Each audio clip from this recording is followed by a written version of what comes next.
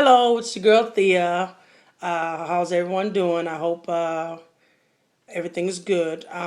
Today I'll be sharing a video with you today about releasing the past hurt. Whether it's you've experienced things through, such as abuse or betrayal, heartbreak, whatever it is, we need to find the release button in our hearts, in our minds, in our souls to be able to release this so that we can live a free, productive life and open ourselves up to real love and real companionship and friendship and all these other different things. Many of you know me, you know I always say that when a person responds a certain way, it's because of what they've been exposed to. For example, like if you grew up and you were abused, whether it's by a family member, a close friend, a loved one, or whatever the case may be, usually those people tend to, when they have children, they are really, really overprotective of their children. They don't like to leave them with anyone. They have a close, a tight grip on them. And it's always because, well, majority of the time it's because something has happened to them. So I wanted to share today to give you some insight and kind of help you to release some of that past hurt, whether you've been abused mentally, physically, or emotionally. I know a lot of us, we just put things in the back of our minds. A lot of us don't like to talk about our childhood because it could be so painful. It could be so disappointing and so many different other things. Me, for example, mine was my childhood growing up without my mother nor my father. My mother died at the age of 3. I was only 3, I meant. She died in childbirth. And I'm 41 years old now, and it still has an effect on my decisions, my choices, my life. But what I had to come into grips with, that everything is not meant to be understood. Everything happens for a reason, and just because you don't know that reason doesn't mean that something bad had to happen to you in order to get a point across. Okay, so with that being said, I know many of you talk about like there's no loyal people around, no one you can trust, no one you can rely on. Well, if you don't have anybody like that, I would ask that I would really highly recommend that you seek some kind of professional help, whether it's counseling through your church, through some organization. You need a place, an outlet to where you can release what is bothering you, what is hurting you. And if you have a significant other or a close dear friend or someone that you do trust, open up. I know it's hard, but I feel that it's only fair, especially when you're going into a relationship and you are really, really serious about this individual and you have in your heart and your gut feeling that you want to spend the rest of your life with that individual. Open up, and if you need help with that, explain to them, hey, there's some things that happened in my past that I'm very ashamed of. I'm very hurt by them, and it has affected who I am today. And I don't know how to talk about it, but I would like to get this off my chest so that I can move on with my life. I was watching a show the other night, actually last night, and the lady was talking about her soon-to-be husband. He's not sexually active enough. She was complaining he never wants to do it, and so she started feeling like what was wrong with her. She said, I'm not a bad-looking woman. Any other guy would be so quick to jump my bones, but the man that I love and I want to be with and want to spend the rest of my life with just has no sex drive. And so it got to the point to where they end up going to seek counseling, and it came out that he had been abused by women, majority of his childhood all the way up until his early teens. And it was a physical, mental, and emotional abuse. And so he viewed women differently, and so he just felt like every woman, no matter how much they said they love him or how much they wanted to be with him, at some point they would hurt him.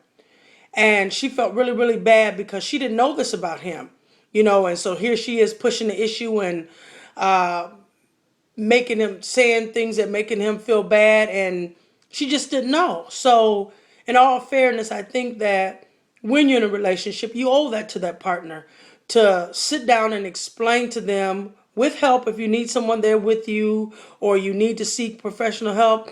Sit down and express to them how you're feeling. It takes time. I mean, it's not something you do overnight. It's not something that you have a one night stand with somebody and all of a sudden now you want to tell all your business. No, it's somebody that you really feel deep down in your heart that you can trust and you can open up to, because what happens is you take some of that pressure off of yourself.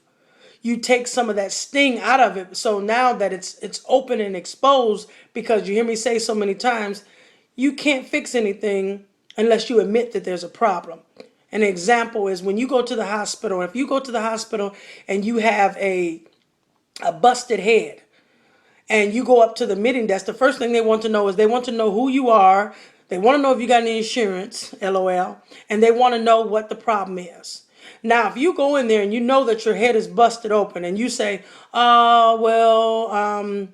I'm having back pain, something wrong with my back. And so they take you in, they do x-rays and they do whatever. And they say, okay, well, maybe put some icy hot on it. We don't see any broken bones or anything. If doesn't get any better in a couple of days, go see your primary doctor.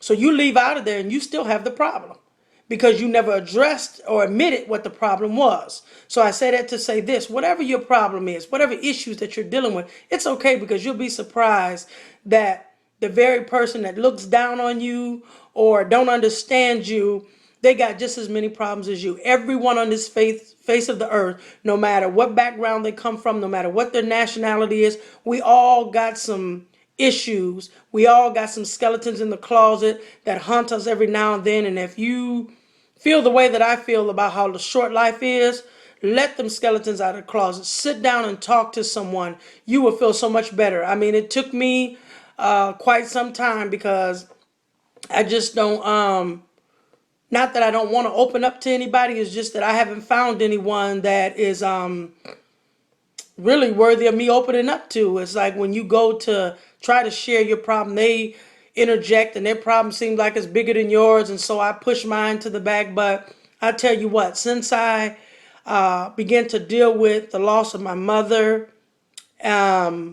my life is, I actually, with my fiance, excuse me, I actually broke down and shared with him how that really feels and how angry I was and how frustrated and how mad and jealous I was of everybody who had their mother. And I couldn't see the bigger picture. I couldn't see that, you know what, even though I didn't have a mother, I was a mother. So then why don't I take everything that I desire and long for in a mother to give that to my children, or to be able to give that to someone else? And that changed my whole outlook on me growing up without a mother or a father. So my heart goes out to each and every one of you who experience these kind of things of pain and hurt. You're not alone. Everybody got a story to tell. And I guarantee you, when you begin to admit that there's something wrong or something that's bothering you, that's your first step of getting some help, because you can't fix anything that you keep covered up. This is Real Talk with Thea. Check me out on my Facebook page. Go to Real Talk with Thea. Click a like on the page and join into my discussions, my topics. Every day I wake up with the notion to inspire those of you, inspire those of you who just need that extra edge, because we live in such a negative world and such a negative environment that it's good sometimes to just hear somebody say some positive. Sometimes I get real tight because I'm real passionate about certain things, and I just want to shake you and wake you up a little bit, and so I may come off a little rough around the edges, but believe me, it's all from my heart. It's all done in love. I enjoy what I do. I enjoy people. I love meeting new people. I love helping. I'm not an expert at anything, but life has took me down some roads and bump my head enough that I can share some of my experiences. So with that being said, I appreciate each and every one of you for tuning in and with your input. If you need to reach me, you can inbox me if you have any questions or any personal things that you want to share between you and myself. Real Talk with Thea on Facebook, or you can email me at realtalkthea@gmail.com and leave me a message. Let me know how you're going, how you're doing, or even click a like or leave a comment on this video that I will be posting on YouTube to let me know if it was helpful to you. I have many more coming your way, so stay tuned. And also, I have a t-shirt line that I've launched. I think it's going on the second month now. It's Threads by Thea. You can go to Facebook and you can search Threads by Thea, hit like, and check out some of the custom t-shirt designs that I have been creating. And also we do custom work, banners, signs, t-shirts for breast care awareness, I've got a brain freeze here. Family reunions, bridal parties, whatever your need is. It's Cherokee Graphic Designs, custom design work, artwork, graphics. Been in business for over 5.5 years. So look us up. And once again, this is your girl Thea with Real Talk with Thea. Be blessed.